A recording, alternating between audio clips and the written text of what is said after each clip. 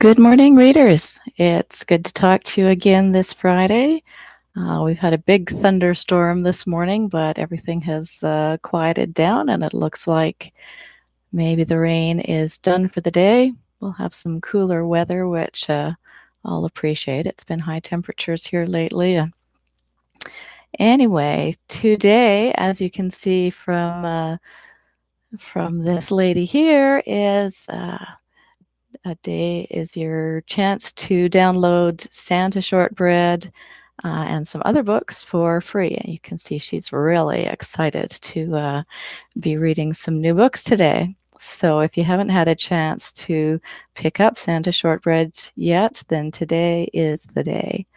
I've done a reading from chapter 1 before, but I thought I would give you another little taste test today.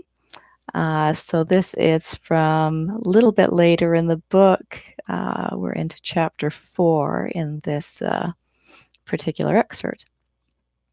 And of course, my blog post has the link to Santa Shortbread and a bunch of other freebies. You can find it in the description just below. And also there's a direct link to the download from the Kindle store. Okay, so on with my excerpt.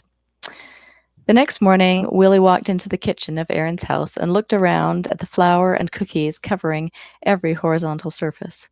He smiled. This looks like fun. Erin wiped her sweaty forehead with the back of her arm. We're working, she corrected.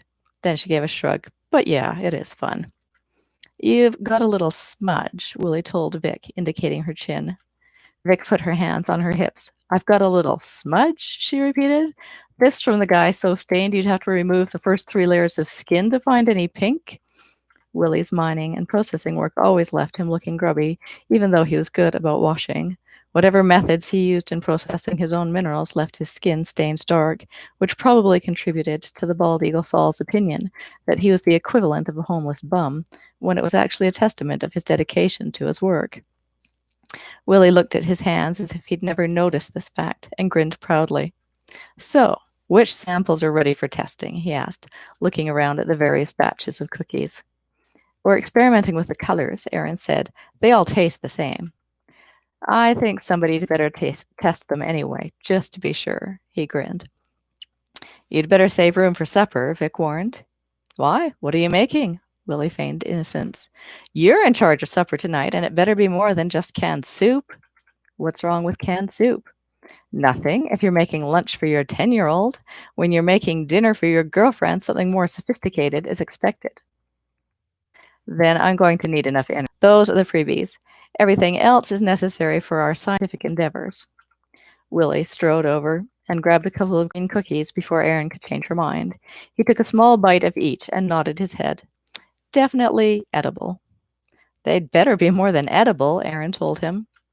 I'll have to think about it. Willie took another bite as he headed toward the back door. Dinner at 7, he suggested to Vic. Vic wiped the smudge on her chin. Yeah, that sounds good. He exited and walked across the yard to Vic's loft apartment above the garage. Erin shook her head. Edible. They're delicious, Vic agreed. But some of them look pretty disgusting. Yeah, it's one thing to offer a lime green cookie. It's quite another to make them puke green. Vic giggled.